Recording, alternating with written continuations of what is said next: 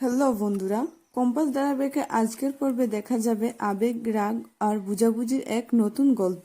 ফুলের তোড়া ঘিরে শুরু হয় রিহান ও মোনালিসার সঙ্গে কম্পাসে টানাপোড়েন।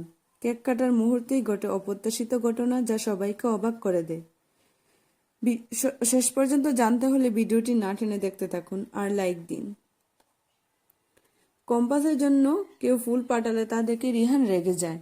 এরপর কম্পাসে সেখান থেকে বেরিয়ে গেলে মোনালিসা রিহানকে শান্ত করার জন্য একটি বড় গোলাপের তুড়া এনে দেয়।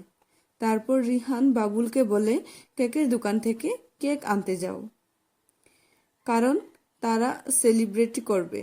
অন্যদিকে কম্পাসের ঋতুজার সঙ্গে তার মাকে দেখতে যায়। এদিকে কেক কেটে সেলিব্রেশন শুরু হলে বাবুল বলে কম্পাসকে তা ঘরে দেখলাম না। রিহান জবাব দেয়, ওর স্বভাবই এমন, কাউকে কিছু না বলেই বেরিয়ে যায়। ঠিক তখনই মেহেদি এসে বললে ওর একটা দায়িত্ব আছে, তার মা বাবাকে দেখতে গেছে।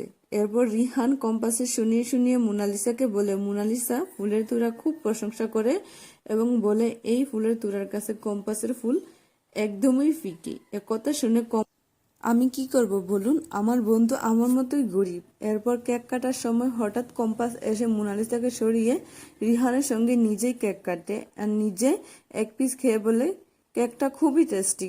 তারপর আরেক পিস কেক কেটে খেয়ে ঘরে চলে যায়। এদিকে মেয়ে নিজে কেক কেটে খেয়ে কাউকে না দিয়েই চলে গেল। মোনালিসা তখন বলে, ঠিক আছে, আমি কেক কেটে দিচ্ছি। এরপর সবাই সেখান থেকে চলে যায়।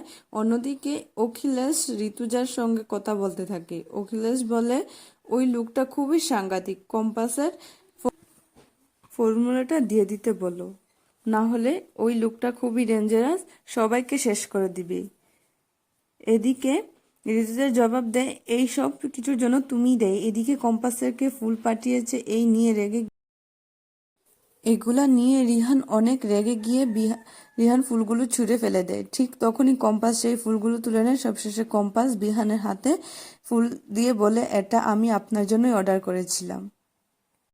তো বন্ধুরা, আজকের গল্পটি কেমন লাগলো? যদি ভালো লাগে থাকে তাহলে অবশ্যই কমেন্ট করে বলে যাবে এবং লাইক ও সাবস্ক্রাইব করে দিবে আমার চ্যানেলটিকে।